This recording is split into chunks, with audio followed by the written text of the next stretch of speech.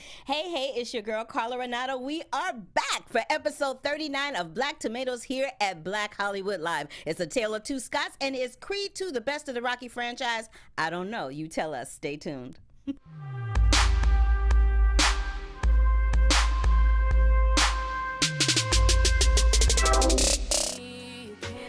Hello, lovely people. Welcome back to Black Tomatoes here at Black Hollywood Live. The song you hear in the background is Ella Mai singing Love Me Like That from the Creed 2 soundtrack. We have missed y'all. I hope everybody got their fill of Thanksgiving turkey and stuffing and all that good stuff.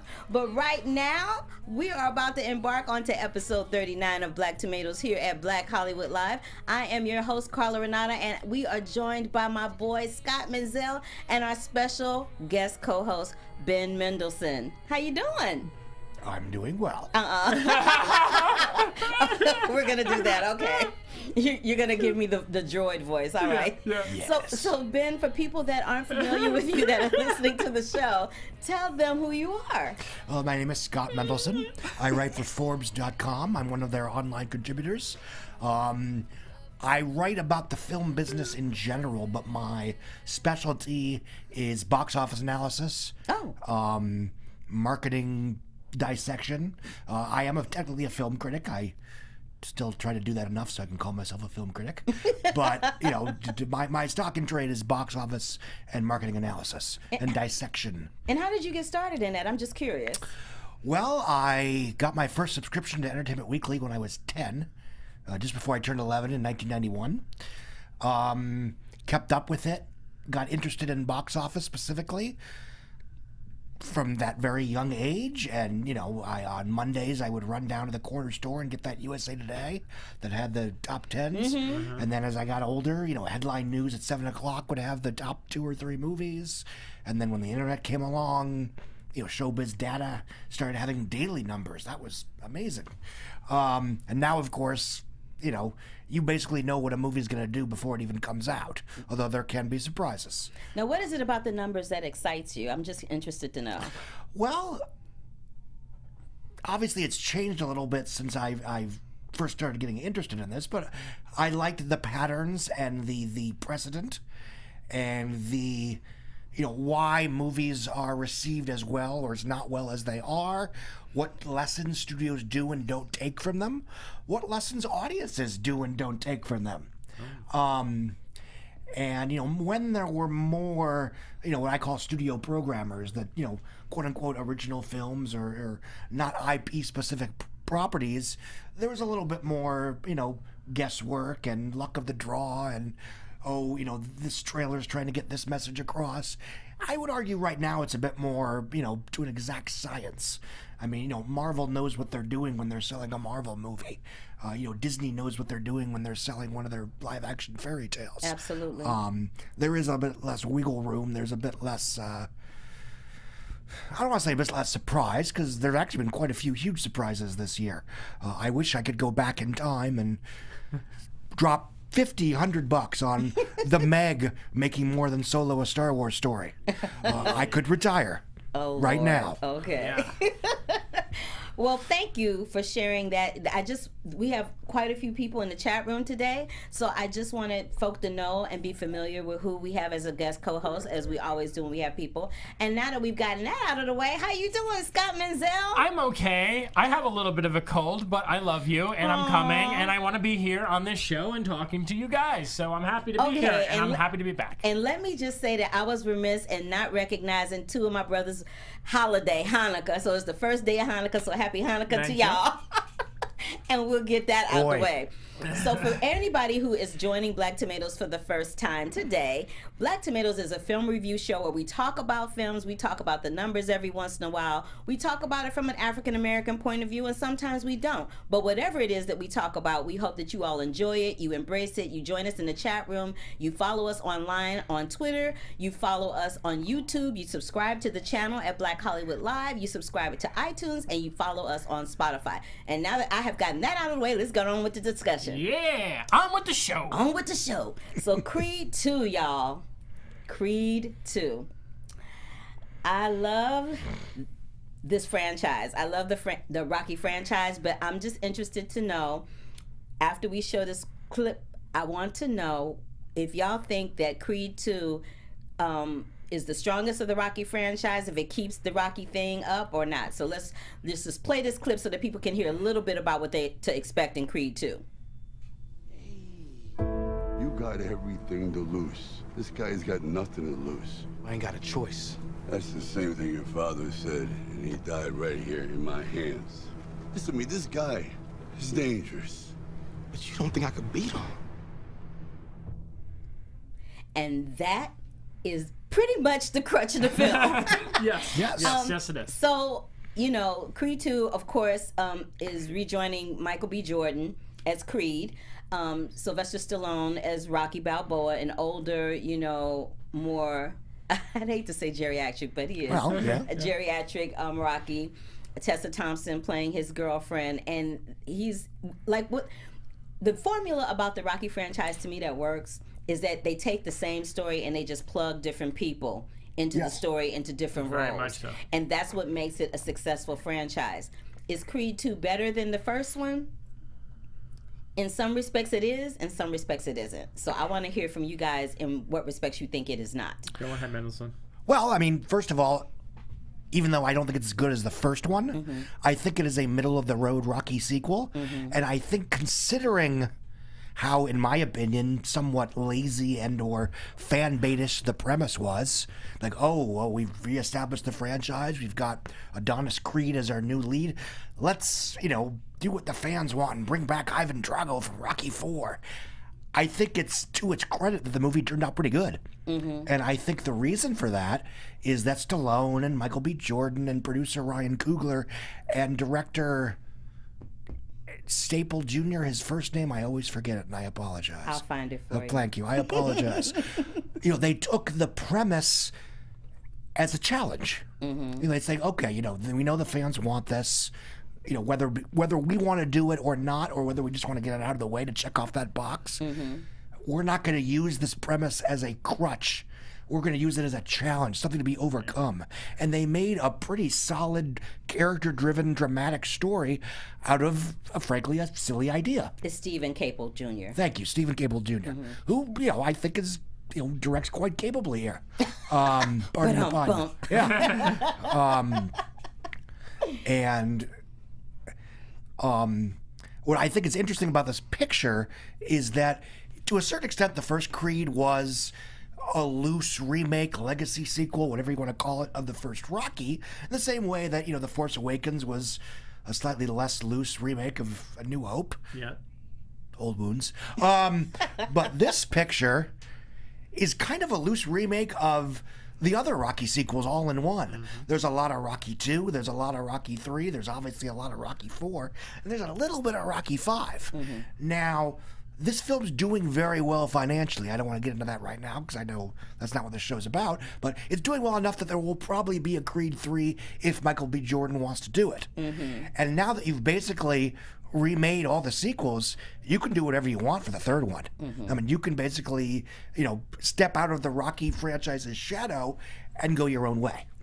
Yeah, what do you think? And I agree with him. I think that they're going to have to step out of the Rocky shadow in the next one if they're going to do it, because Sylvester Stallone announced that he was going to retire this character. Yeah. I want to say that I feel very similar to him. I'm sorry.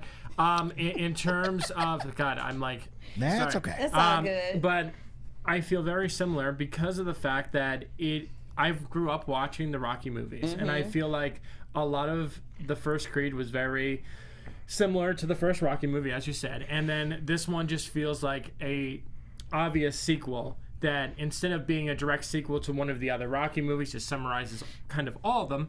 And it's a nice bookend, and it's a nice send-off to Rocky Balboa, and I'm looking forward to what they're going to do next. My only real problem that I have with this film, and I don't go into these types of movies and I really don't try to criticize them because I just take them for what they are. Tessa Thompson's character seemed a lot different in this movie than she did in the first one. Well, she was more glam. Yeah, it was a little weird. glam. It was a little weird though, because it seemed like the different writers, you can really tell with her character, the way it was portrayed and just like the way that it came across, and that was kind of distracting for me. Well, okay, so to speak to that, to speak to that. Time had passed, so they had hooked up. They had a child together. They didn't get married yet, but they did have a child. So the child is like 2, maybe 1.5, 2 years old. So in that period of time, when he first met her, she was all caught up about, being partially deaf and into her music, Right. but in a very natural, real, grounded sort of way. Now she is the significant other of the heavyweight champion of the world, and that comes with a certain amount of pressure. So if you go back and you look at the earlier Rockies, you see a change in Adrian too. Right. Adrian's not, walking around looking schlumpy anymore, like she did for like maybe the first 2, and then she got a little more glam, a little more sophisticated. She was wearing jewelry, her haircut was a little different, her fashion was a little different. So I would say that is probably why she looked the way that she looked. I'm gonna go with that, whether I'm right or wrong. I'm gonna go with that. Okay. All right. I'm gonna go with that, whether I'm right or wrong, because I was thinking about that too. I was watching her and I thought, wow, she looks really beautiful, but she didn't look like that the last time. No. I wonder why they did that. And then I went back. I actually went back and I watched Rocky. I was like, oh, so there's some time that's passed. They're trying to show what it's like for somebody who's dealing with a heavyweight champion of the world. If you are a sister walking around with somebody that's the heavyweight champion of the world, I'll use a perfect example: Mike Tyson and Robin Givens. When Mike Tyson met Robin Givens, she wasn't walking around she was glam, but she wasn't the glamour puss that he ended up divorcing from. It was 2 different people. Right. So I'm just gonna say that whether I'm right or wrong. I'm just gonna go with that. No, I'm completely No, I fine mean, with that. if you look at who the characters are in Rocky 2 and then Rocky 3, I'm not going to say they're wildly different people, because No. that's not fair, but it's clear that they have Grown. a different economic class, a different Evolved. social status. And what I love about this series, and the Rocky franchise was my first favorite franchise. Rocky 4 was my first favorite movie when I was 5 years old. Yes, I know it's ridiculous now, but it's still a great 80s movie musical. Yeah. Is that what they're doing is they're taking the silliest Rocky movies, arguably Rocky 3 and Rocky 4, and using that as the groundwork for these relatively serious, grounded, closer to Rocky 2, maybe even Rocky 5, sequels. It's almost if, and this is an extreme example, if they took Batman and Robin and used that as the foundation for a very serious and very good Batman Beyond movie. Mm-hmm. And using that, Creed 2 then becomes Batman Beyond Return of the Joker. Okay. Where the new hero has to prove himself worthy of the mantle by defeating the arch enemy of his mentor. Speaking of which, I mean, the one thing that I will give this movie a ton of props for is the emotional performances all around. Yes. I mean, this is a really emotional film. Yes. And I mean, the scenes where Michael B. Jordan and Tessa Thompson break down crying, I mean, you feel that. And I think that's incredible and just shows how delightful of actors they are and how far they've come. I mean, Michael B. Jordan, in my opinion, has had the strongest career so far. He just continues to build and build and build. And the fact that he's now part of 2 major franchises, that's something really special. Let me tell you something. I go back to Michael B. Jordan when he was on One Life to Live, because Oh I'm my a soul God. head. So I've been watching Michael B. Jordan since he was on One Life to Live, playing Reggie on One Yeah. Life to Live. I love me some Michael B. Jordan. So for me, in particular, it's been extremely gratifying to watch him go from being this little chucklehead teenager on a soap opera to evolving into this young man with these muscles and this heart and this body of work that is turning out to be extremely stellar. He has another movie that's coming out that he shot with Jamie Foxx, and it's really supposed to be something to see. I can't remember the name of it right now, but he does have a film that's dropping, I think, next year with Jamie Foxx, and I heard that this is the bomb diggity. Yeah. So I'm looking forward to it. And I think specifically what Creed 2 does is that, for me, going into the movie, my main concern was I was gonna spend the entire film going, no, don't do that fight. You were an idiot for doing that fight. You're rich, you're successful, you're about to have a kid. What in the world are you thinking? And there's a little of that in the first half, because that's the structure. You're supposed to feel that. You're supposed to not necessarily agree with his choices. But it's to the film's credit that I wasn't rolling my eyes. I mean, this isn't a spoiler. I mean, this is a Rocky movie, you know. No, I mean, in the chat room, they're Yeah. saying, I think Stallone, as a writer for Creed 2, made it a weaker screenplay and plot than Creed 1. That's what they're saying in the chat room. It is. So, I mean, it's again, it's a 3-star sequel to a 3.5, 4-star predecessor. But I'm not going to hold against, I'm not going to hold I'm not going to penalize it for just being a solid 3-star picture. Well, that's how I feel about it too. Yeah. It's like when you watch these movies, you kind of know what you expect Yeah. when going into them, and I feel like this movie kind of delivers on everything that you expected it to be. So slight spoiler warning. I wasn't rolling my eyes Yes. when he decides to fight him again. Mm-hmm. I wasn't going. I bought it. I understood how he felt. I felt that the screenplay made a point to give us Tessa Thompson's point of view and make it make sense that she would come to an understanding that she would be okay with it as well. And they sold the idea that, for reasons that I don't need to get into because that's spoilery, that yes, this time might be different. Right. And if you don't sell that, then the entire second half of the movie doesn't work. And just as a side note to wrap up the conversation on this film, I think it's really smart and really what's the word I'm looking for? A sign of an evolvement on Sylvester Stallone's part to make the next chapter of franchises of the Rocky saga with people of color, because people of color love Rocky. Yeah. Yeah. I mean, if you back in the day, Eddie Murphy used to do his stand-up, and they would do these concerts, and they would tape them, right? And he does this whole joke where he talks about how he would be in the theater with a bunch of Italians in New York, and when, they would roll up on you because they had just seen Rocky going, yo, Rocco, and all of that kind of thing.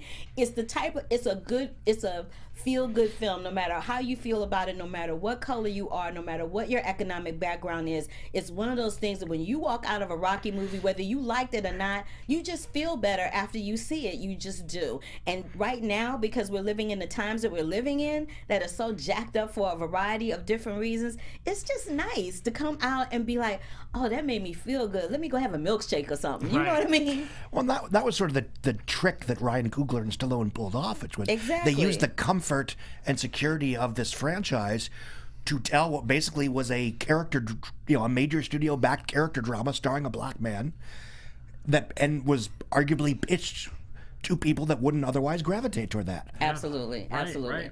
All right. So I think we all loved it for different reasons and didn't like it for different reasons. So I think we made that clear, and everybody in the chat room was with us on that one. All right. Vox Lux. This is a crazy ass movie. Oops, sorry. That's okay.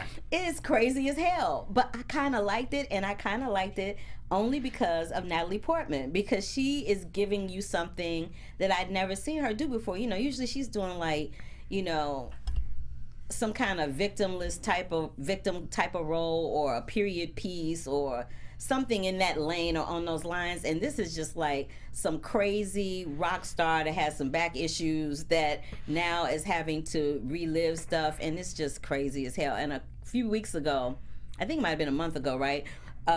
Scott and I had the producer of Vox Lux and Colette, Gary Michael Walters, on the show, and we talked to him about it and what he thought it was gonna do when it hit theaters. And he couldn't say too much about it at the time because it was a little ways out, but this film was crazy to me. It was very avant-garde, but it was like watching a car crash. It was like it was really weird and really strange and really kooky, but there was just something about it that made me keep wanting to watch it. I was like, ooh, this is really good.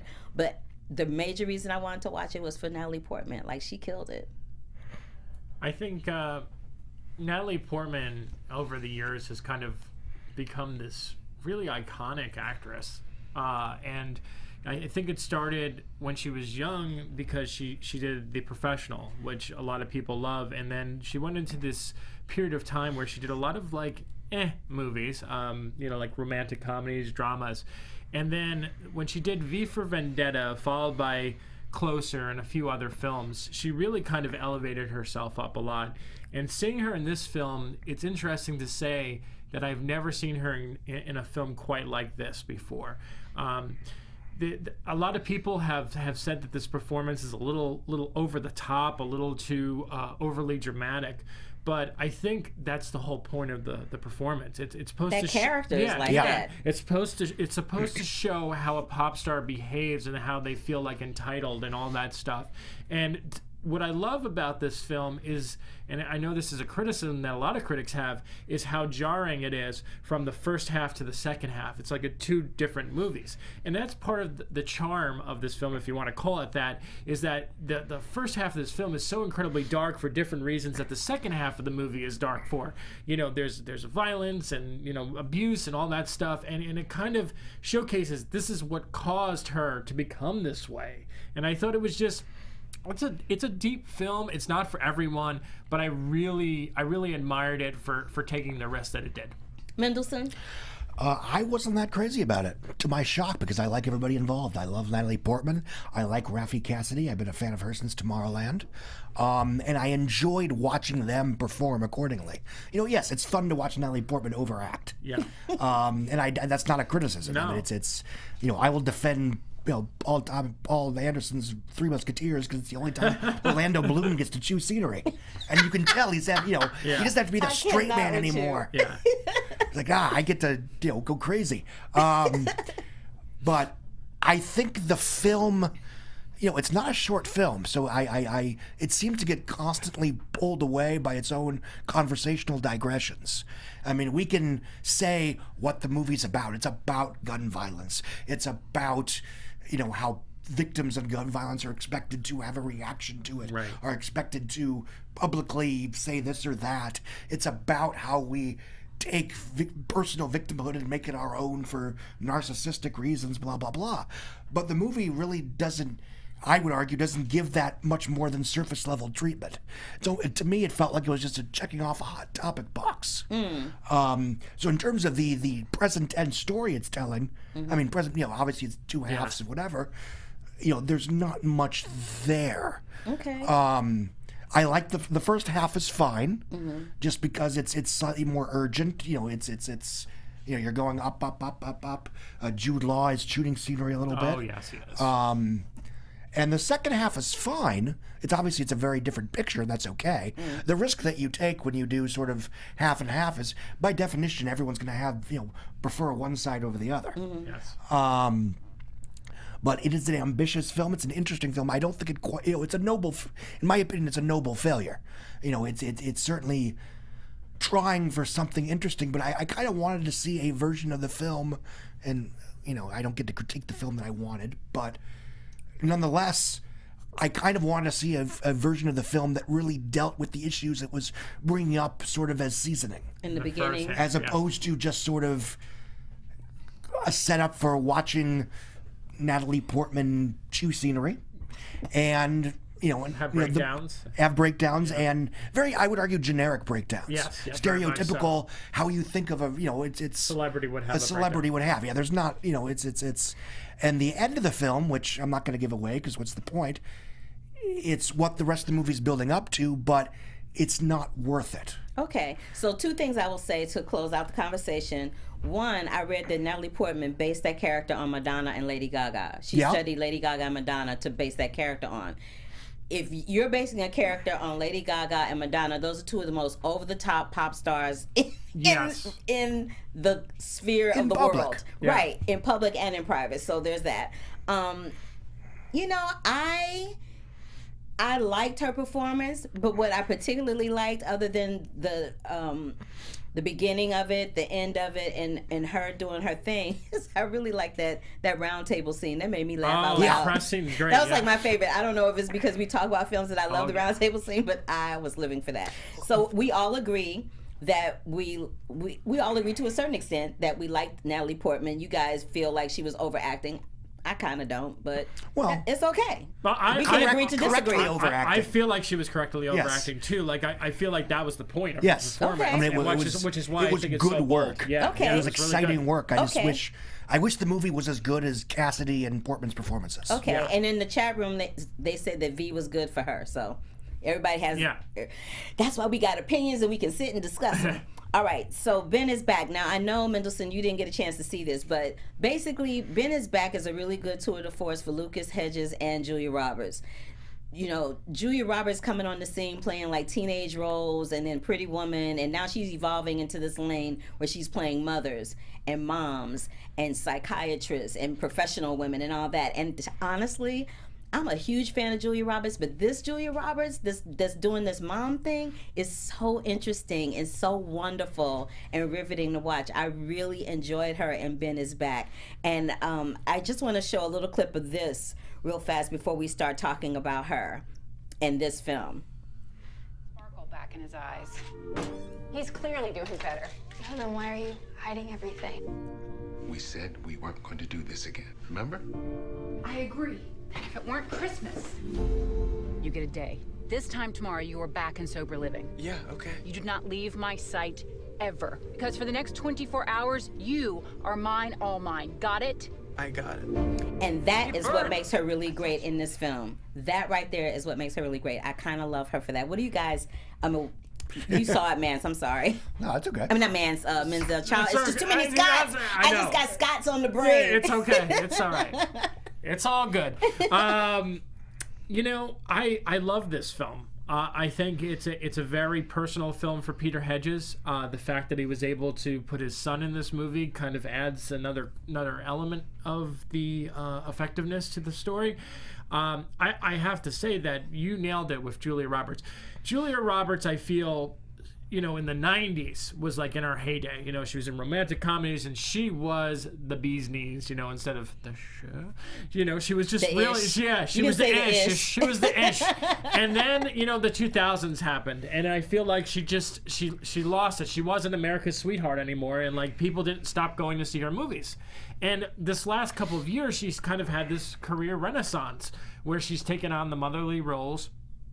And this movie, though, watching her and just certain scenes in the film are where you're like, okay, you deserve an award. Because there's a scene in this film where they go to a cemetery.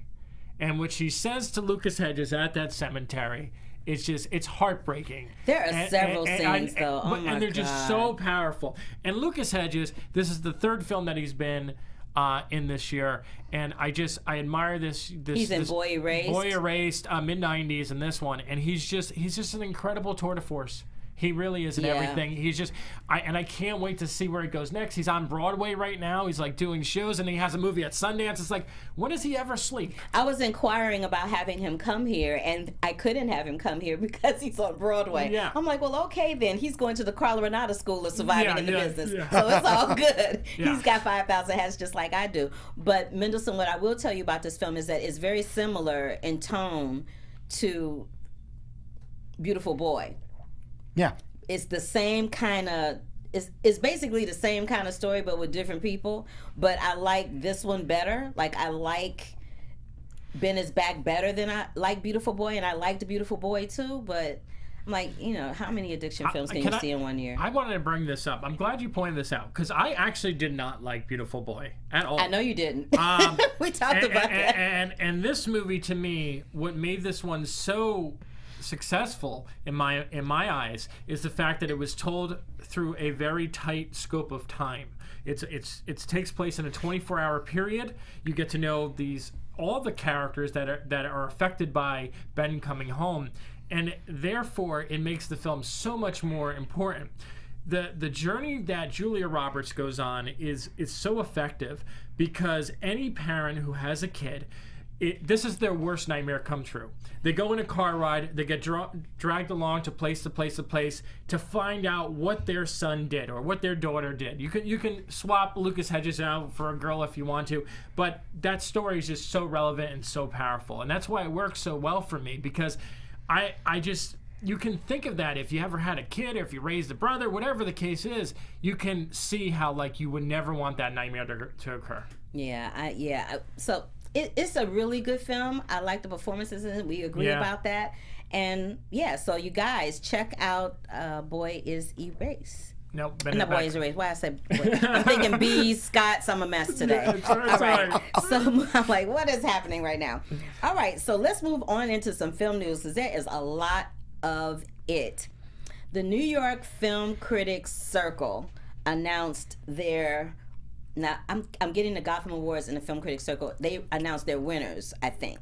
So Regina King was announced as Best Supporting Actress, and Regina Hall was announced as Best actress. Yes. This is the thing that's funny to me. So I said when I came back from Toronto, didn't I say this? When I came back from Toronto, I said about Regina King, I thought Regina King was going to be in the Best Actress category. Let me tell you how I feel about this and why I'm kind of salty. So I'm kind of salty because this is what happens with Hollywood and awards when it comes to people of color. They will take somebody like a Regina King who deserves to be in the Best Actress category and slap her up in the Best Supporting Actress category because somebody somewhere has decided that she'll have a better chance of winning or get more nominations or whatever in that category.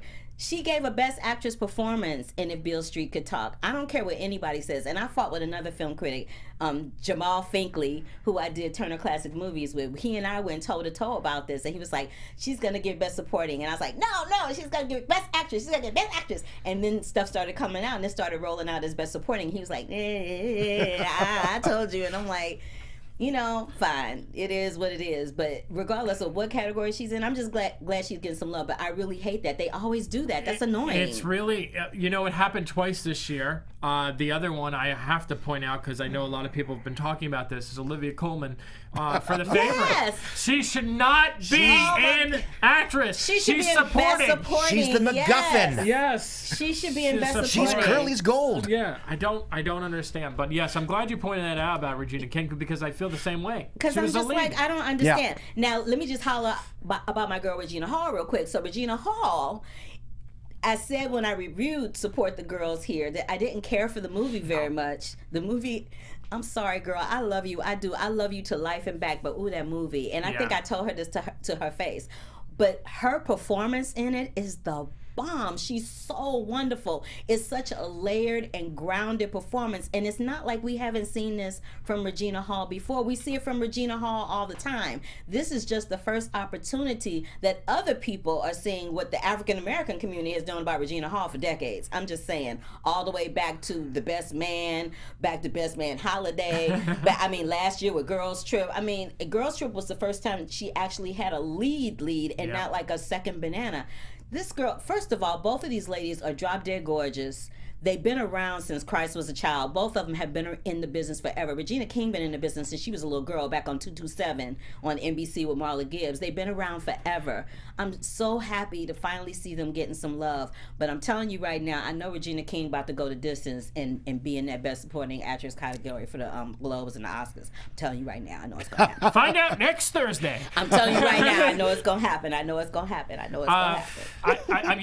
I'm really sad that Regina Hall is being completely ignored for Best Supporting Actress in Hate You Give.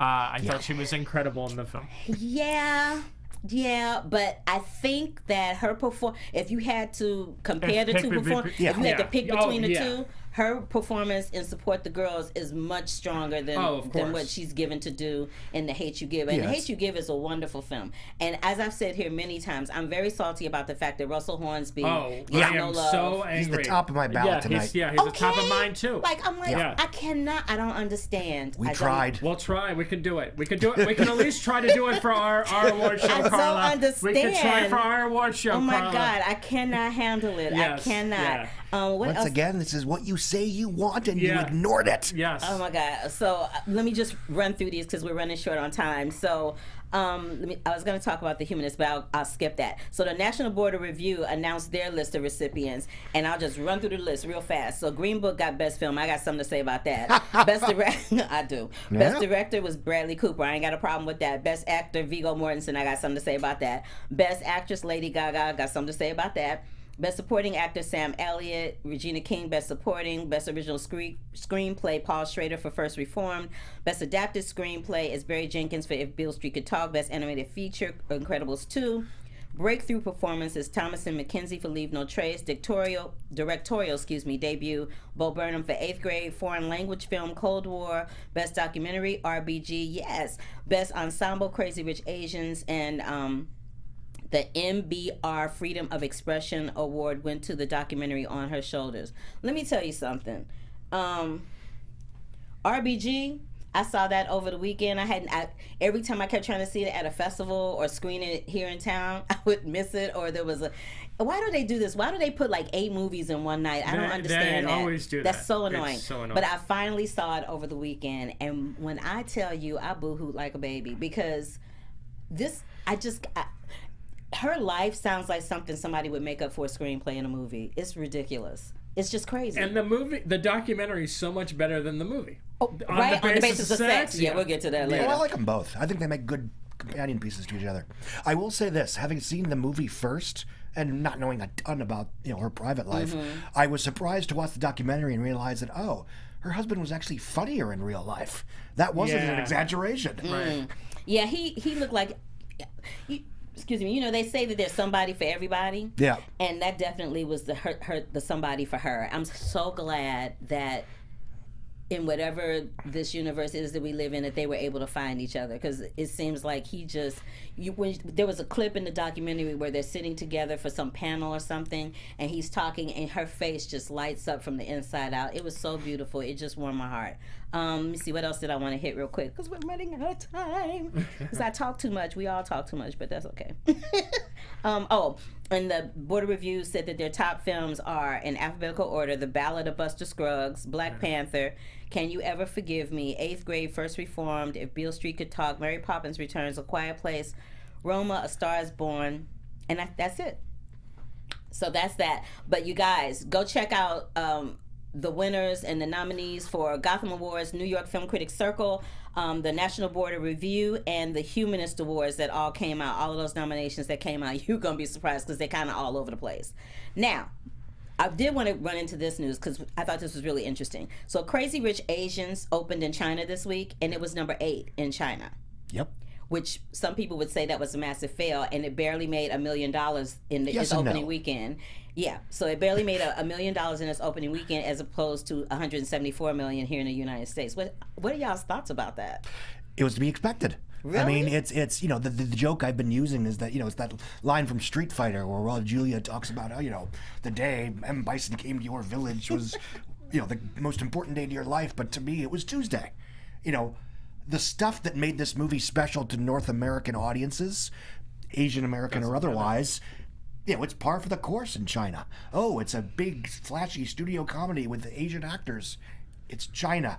Yeah, they said the reason they didn't like it in China is that there were few stars of significance in this film that mattered to the people in China. And one person was actually quoted as saying, the plot is passable, the quality of the production is also fine, but I still wanted to vomit a bit. One Chinese user wrote Sunday on a major review platform, Douban, where the film has a middling 6.2 out of 10 rating, mostly from people who saw the film months ago. So Chinese people in the eyes of Europeans and Americans are just about clans, extravagant snobbery, a blind sense of superiority, and stubbornly clinging to outdated rules and ideas. It's like they plagiarized my review. That was harsh. That's basically what I said. The problem with this is what you said.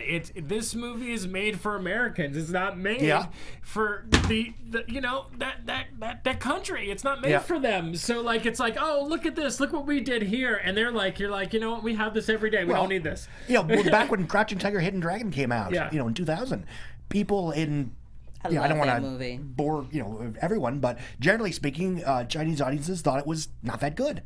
It was just another one of those movies of which there are many. Now, having said that, you only spent $30 million in the picture. It did 174 domestic. It's done, I think, 63 overseas. It didn't need China. No. And that's what we're seeing this year. Yeah. We're seeing a lot of smart, major studio pictures that are cheap enough that they don't have to break out overseas. Yeah. And then the opposite as well. Yes. Where they rely on the overseas and nothing here. Well, and that's usually a recipe for failure. Yeah. Oh, ouch. Okay. Moving on from that. So I just wanted to hear what y'all had to say because I found that very interesting. That was very interesting. We all saw it coming. I didn't see it coming, but okay. So Viola Davis, my girl, she's starring in a film called The Fighting Shirley Chisholm for Amazon Studios. And for those who are listening or watching that don't know who Shirley Chisholm is, Shirley Chisholm was the first person of color to run for president on a major party ticket, political ticket. So that is who she is, and it's going to be produced by Amazon Studios along with her and her husband Julius's production called Juvie Productions. Kenya Barris won the 2019 PGA Visionary Award, and he was honored also with the Humanitas Prize in 2017 for Blackish. He also has some projects coming up. He's working on a series called Besties. He's working on Bewitched. We doing Bewitched again? I can't. Yeah, I can't either. Please. He signed a 3-year exclusive overall producing deal with Netflix. That was legendary. I mean, there was all that stuff about him leaving ABC and all that. And some other film projects that he has coming up are Son of Shaft, Really Kenya Barris, and Coming to America. Really, can you bear it? Okay.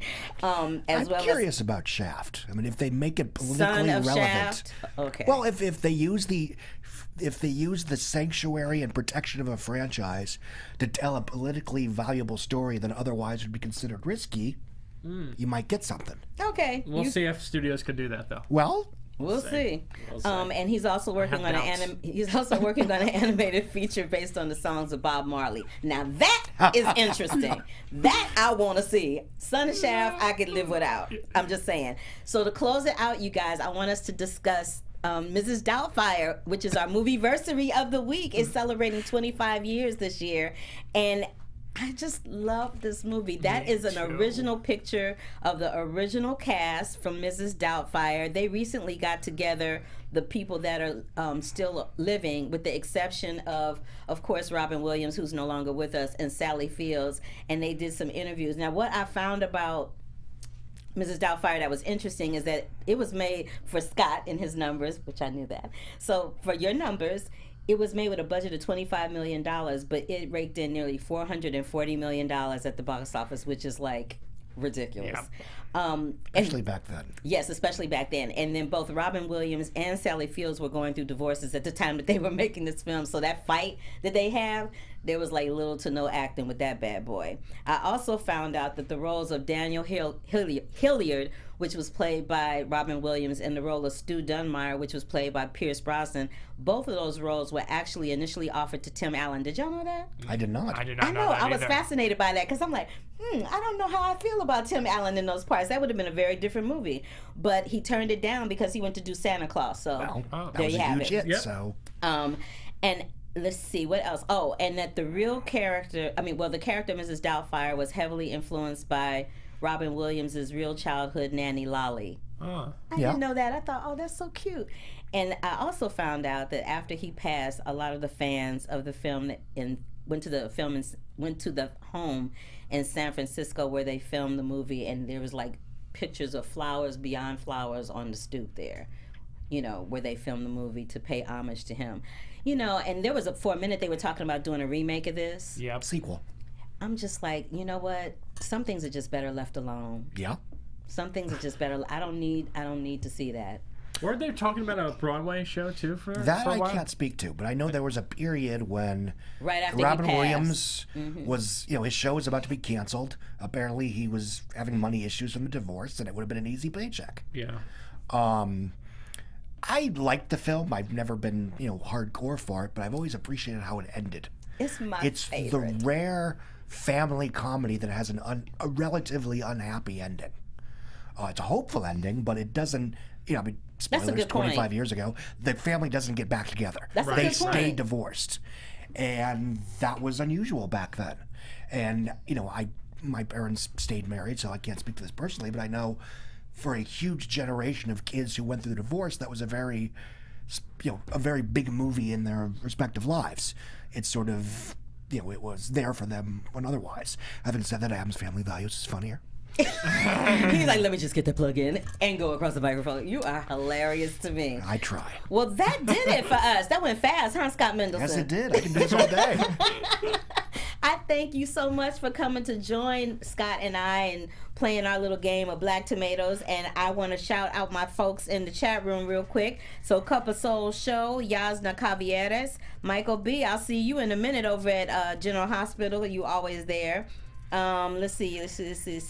ZSB Lou, and I think I got everybody. If I missed anybody, thank you for tuning in to us here at Black Tomatoes on Black Hollywood Live. Next week, we have Philip Boutte Jr., who is the costume concept designer for Black Panther and Bohemian Rhapsody. He will be joining us to talk about his designs, how he came up with those looks for those characters. We're also going to be talking about, and it's a long list, so let me stretch my arms out.